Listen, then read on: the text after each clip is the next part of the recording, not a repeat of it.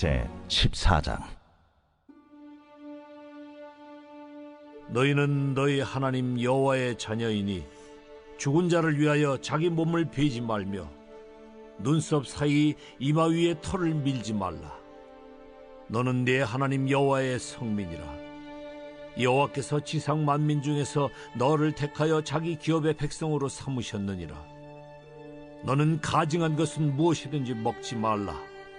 너희가 먹을 만한 짐승은 이러하니 곧 소와 양과 염소와 사슴과 노루와 불그스름한 사슴과 산염소와 볼기가 흰 노루와 뿔이 긴 사슴과 사냥들이라. 짐승 중에 굽이 갈라져 쪽발도 되고 새김질도 하는 모든 것은 너희가 먹을 것이니라. 다만 새김질을 하거나 굽이 갈라진 짐승 중에도 너희가 먹지 못할 것은 이것이니 곧 낙타와 토끼와 사반. 그것들은 새김질은 하나 굽이 갈라지지 아니하였으니 너희에게 부정하고, 돼지는 굽은 갈라졌으나 새김질을 못함으로 너희에게 부정하니 너희는 이런 것의 고기를 먹지 말 것이며 그 사체도 만지지 말 것이니라. 물에 있는 모든 것 중에서 이런 것은 너희가 먹을 것이니 지느러미와 비늘 있는 모든 것은 너희가 먹을 것이요 지느러미와 비늘이 없는 모든 것은 너희가 먹지 말지니 이는 너희에게 부정함이니라.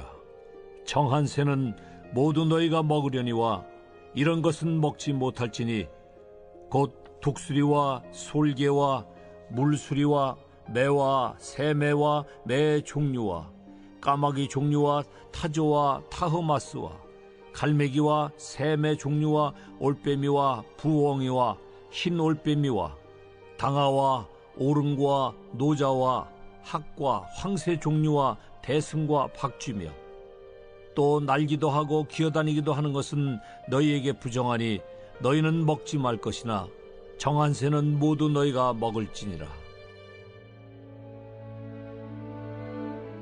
너희는 너희의 하나님 여호와의 성민이라. 스스로 죽은 모든 것은 먹지 말 것이나 그것을 성중에 거류하는 객에게 주어 먹게 하거나 이방인에게 파는 것은 가하니라. 너는 염소 새끼를 그 어미의 젖에 삼지 말지니라. 너는 마땅히 매년 토지 소산의 11조를 드릴 것이며 내 하나님 여호와 앞 곧 여호와께서 그의 이름을 두시려고 택하신 곳에서 내 곡식과 포도주와 기름의 11조를 먹으며 또 내 소와 양의 처음 난 것을 먹고 내 하나님 여호와 경외하기를 항상 배울 것이니라.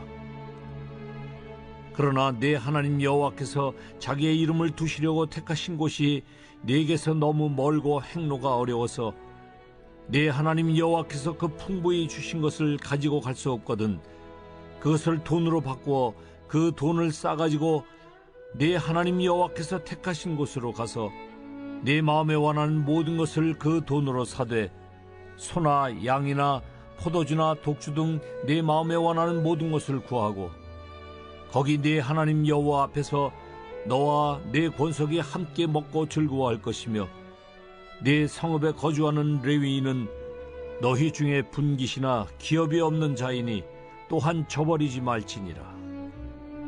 매 3년 끝에 그해 소산의 10분의 1을 다 내어 네 성읍에 저축하여 너희 중에 분깃이나 기업이 없는 레위인과 네 성중에 거류하는 객과 및 고아와 과부들이 와서 먹고 배부르게 하라.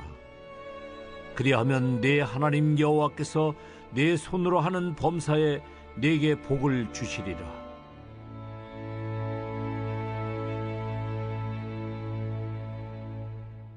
오늘은 12월 17일 목요일입니다. 오늘 하루도 우리 성도들께 하나님의 긍휼과 은혜가 임하시기를 바랍니다. 연일 이렇게 코로나로 어렵고 또 맹추위가 있어서 어렵지만 우리 성도들을 붙잡아 주시고 긍휼과 은혜로 하나님의 축복으로 붙잡아 주시기를 바랍니다. 오늘 신명기 14장 1절부터 29절 다소 긴 말씀이지만 그렇게 우리가 절수로는 길지만 또 내용상으로는 그렇게 많이 길지는 않습니다. 오늘 이 말씀을 저와 여러분이 묵상하며 하나님의 긍휼과 은혜를 받기를 바랍니다.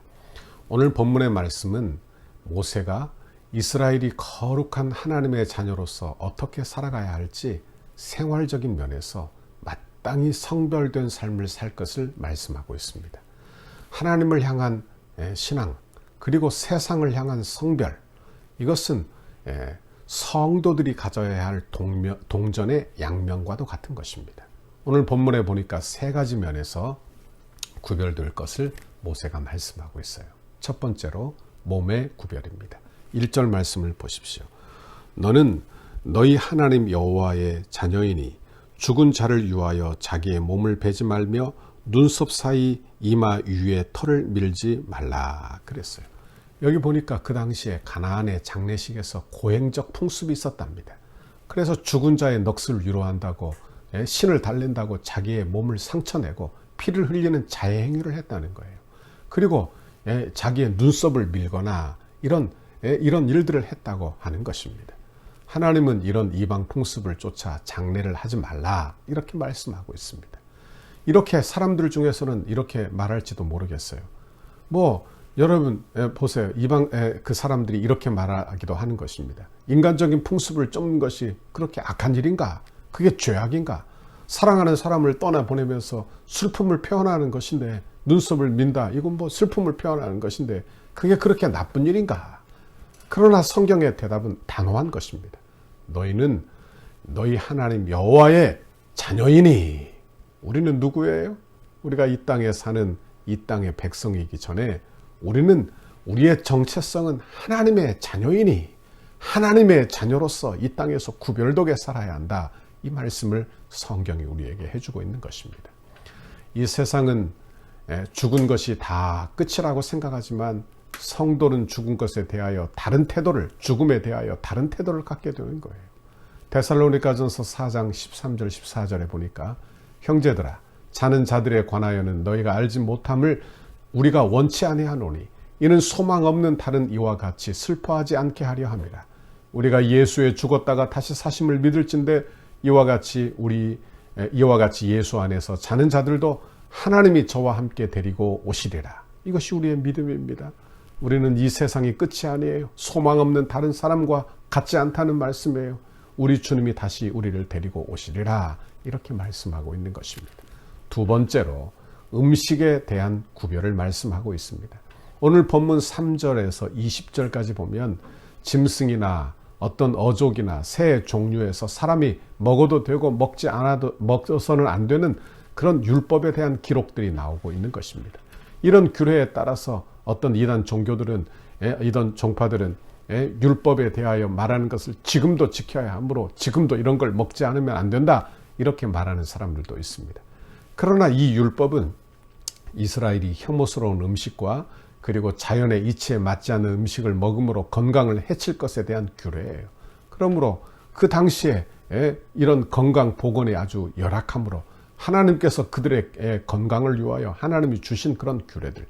그런데 그들은 이것이 율법주의가 되어 이것을 먹으면 구원이 없고 이것을 먹지 않으면 구원을 받는다. 이런 데까지 가게 된다 하는 말씀입니다. 이건 잘못된 것입니다. 그래서 신약 성경에 오면 이제 더 이상 이 규례를 주장하지 않습니다. 그 예로 베드로 사도에게 꿈으로 나타나신 일들을 우리가 기억하죠.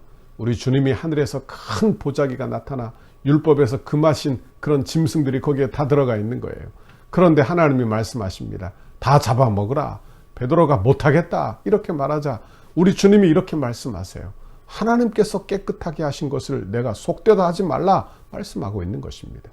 이것을 그리고 이방인 고넬료의 초청을 받아 그 집에 가서 복음을 전하고 기도하고 성령을 받게 하는 사건이 성경에 나오는 것입니다.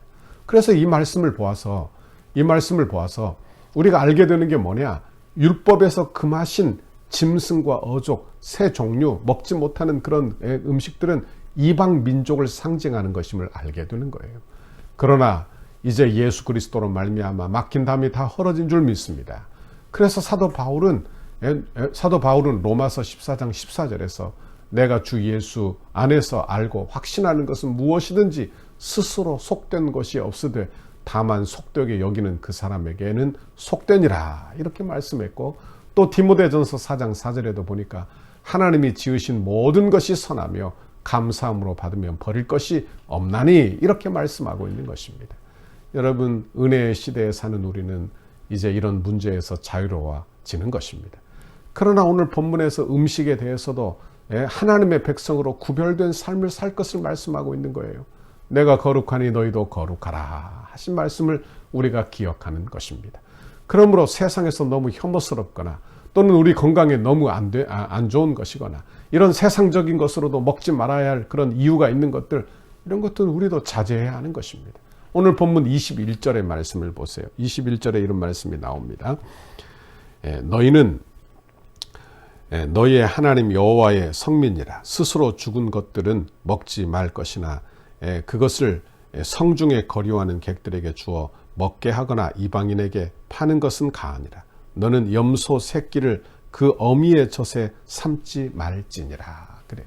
여기 중요한 이야기가 나오죠. 너희는 염소 새끼를 그의 어미의 젖에 삼지 말라. 가나안의 그런 식생활 중에 이런 것이 있었다고 하는 것입니다. 새끼 염소를 어머니의 젖에 삶으면 최고의 맛이 난다. 그러나 이런 짓은 하지 말라. 자연의 이치에 맞지 않다. 역행이 된다. 너무나 잔인한 일이 아닐 수 없는 것입니다. 그래서 이런 일들을 하지 말도록 말씀하고 있는 거예요. 우리도 이 땅에 살면서 먹고 마시는 그 모든 일에 구별된 삶을 사는 저와 여러분의 오늘 하루가 되기를 바랍니다. 21절에서 29절에 보면 이제 물질에 대한 구별이 나옵니다. 여기 너는 마땅히 토지에서 나는 토지의 그런 10분의 1을 하나님 앞에 드리라 말씀하고 있어요. 백성들로 하여금 여호와 하나님의 소유권을 인정하도록 가르치는 그런 내용이 되는 것입니다. 오늘 본문에 보니까요, 마땅히라는 단어가 나옵니다. 마땅히. 그러므로 11조는 우리에게 주신 모든 것이 하나님께로부터 왔음을 고백하는 그런 행위와도 같은 거예요. 내게 주신 모든 것이 다 하나님께로부터 왔습니다. 모두 은혜입니다. 이것을 어떻게 고백하느냐? 지금도 10분의 1을 하나님 앞에 드리며 고백하고 있다 하는 말씀이에요. 이스라엘 백성들을 한번 보십시오. 그들이 가나안 땅에 들어가 기업을 얻은 것은 하나님의 은혜죠. 그들이 무슨 탁월한 그런 위대한 것이 있어서 얻은 게 아니라는 말씀이에요. 하나님이 다 주신 것입니다. 그러므로 그들이 10분의 1을 드리며 하나님의 은혜인 것을 기억하게 하는 거예요. 그래서 레위기 25장 23절에 보니까 모든 땅은 하나님의 것이라 했고, 이것을 사람이 잊어버리니까 잊지 못하도록 여러분 자기가 경작하고 자기 일을 통해서 얻었다 말하니까 은혜를 속히 잊어버리니까 매번 기억하도록 10분의 1을 드려 하나님의 은혜를 기억하게 하신 것을 알게 되는 것입니다. 이것은 지금도 우리가 마찬가지예요. 내가 일해서 벌었다. 내가 하루 종일 한 달 내내 나가 일해서 봉급을 받았다. 그렇게 말할 수 있지만 우리에게 주신 건강, 우리에게 주신 모든 것, 이건 다 하나님의 은혜예요. 하나님의 은혜를 기억하며 살라는 것, 이것이 바로 신앙생활이 되는 것입니다. 원하기는 저와 여러분이 하나님의 은혜를 기억하며 구별된 신앙생활을 사는 저와 여러분의 신앙생활이 다 되기를 바랍니다. 이런 우스운 이야기가 있습니다. 경찰이 거지 행세를 하며 남의 물건을 훔치고 사기를 친 그런 사람을 잡아 조사를 했다고 합니다. 그래서 그 사람의 이름을 물었어요. 네 이름이 뭐냐?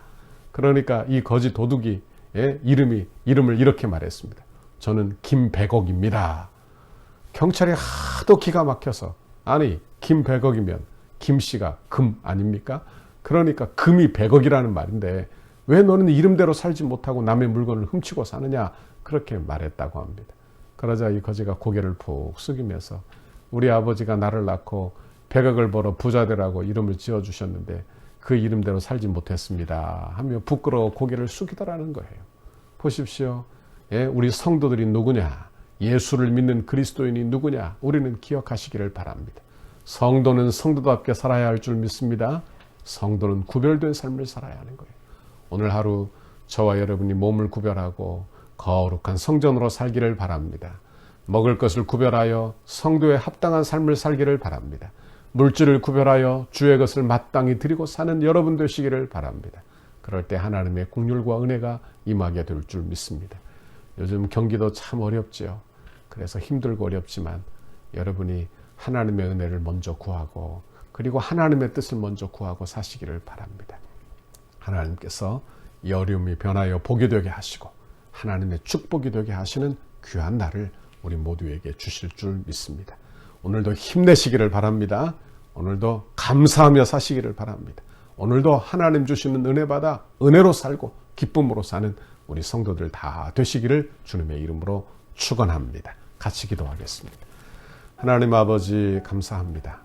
오늘 하나님의 귀한 말씀 우리에게 들려주시며 우리가 하나님의 백성 되었으니 거룩한 삶을 살라고, 성도다운 삶을 살라고 우리에게 말씀해 주시니 감사합니다.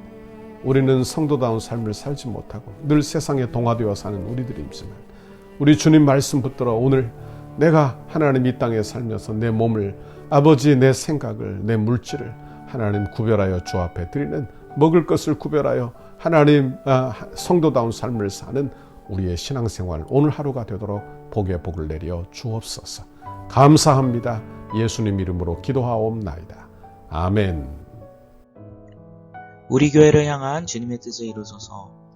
100대 기도문 15페이지입니다. 목요일 역동성 있는 건축 과정을 위하여 함께 놓고 기도하도록 하겠습니다. 시간의 최적화가 이루어져 정해놓은 공사기간의 흐트러짐이 없이 진행되게 하옵소서. 한 건의 안전사고와 부실공사가 발생하지 않도록 공사 현장을 보호하여 주옵소서.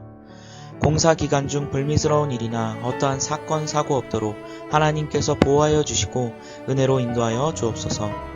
공사 차량과 공사 장비가 오고 갈 때마다 사고가 없게 하시고 이 일을 위해 교회가 합심으로 기도하도록 인도하여 주옵소서. 일용직 인부 1명까지도 건강하게 하시고 안전하게 하옵소서. 공사 기간과 날씨 등 모든 환경을 주장하셔서 공정에 아무런 차질이 없게 하시고 악한 세력이 범접하지 못하도록 보호하여 주옵소서. 공사 중에 성전터에 기도하기 위하여 오고 가는 성도들의 안전을 지켜주옵소서. 공사 중에 성도들 가족의 안전도 지켜주셔서 기도에 어려움이 없게 하옵소서. 건축에 필요한 모든 재정이 시기적절하게 잘 채워지게 하시고 재정의 활용도가 높아져 재정 누수가 없게 하옵소서. 성도들의 눈물이 담긴 헌금을 빈틈없이 관리할 수 있도록 재정을 담당하는 실무자들에게 정직함과 지혜를 주시고 건축 헌금을 드리는 성도들에게 복을 주셔서 은혜의 간증이 넘치게 하옵소서. 모든 건축 재원이 순조롭게 마련되게 하시고 공사 과정과 준공에 이르기까지 모든 진행 과정에 재정 집행에 어려움이 없게 하옵소서. 건축으로 인해 사역이 위축되지 않고 오히려 풍족하게 채워지는 성령의 역사가 일어나게 하옵소서. 공사 과정에서 발생할 수 있는 모든 민원의 소지를 차단하여 주시고 행정당국과 적극적이고 긴밀한 협력 관계를 구축하게 하옵소서. 건축이 진행되는 동안 지역사회와 이웃 주민들과 깊은 신뢰의 관계를 형성하게 하시고 덕소교회에 대하여 기대감과 소망을 품게 하옵소서. 인접 건물이나 대지 소유자, 인접 주민들과 친밀한 관계 속에 무진동, 무소음, 무분진 공법으로 안전한 철거와 안전한 터파기가 되게 하옵소서. 적절한 공사기간, 공사비 절감, 최고의 품질을 위해 세밀한 업무가 이루어지게 하옵소서. 건축에 사각지대가 없게 하시고 관계자들이 아름다운 손길로 섬기게 하옵소서. 건축의 모든 과정에 지자체와 은혜로운 협력관계가 유지되게 하셔서 덕소와 남영주 지역의 영적 부흥에 긴밀한 협조가 이루어지게 하옵소서. 건축의 모든 과정을 세밀하게 인도해 주옵소서. 공정관리, 원가관리, 품질관리, 계약관리가 잘 이루어지게 하시고 조금의 지체함도 없이 계획대로 순적하게 진행, 완공되게 하옵소서. 신실한 인테리어 업체가 선정되게 하시고 가장 튼실하고 아름다운 내장이 되게 하옵소서. 건축 과정이 부흥이 시작되게 하시고 건축 현장마다 강력한 여호와 이레의 임재를 체험하는 은혜의 성지가 되게 하옵소서. 건축 감리사의 성실하고 책임감 있는 감리를 통해 건축의 마무리가 완벽하게 이루어지게 하옵소서. 예수님 이름으로 기도합니다. 아멘.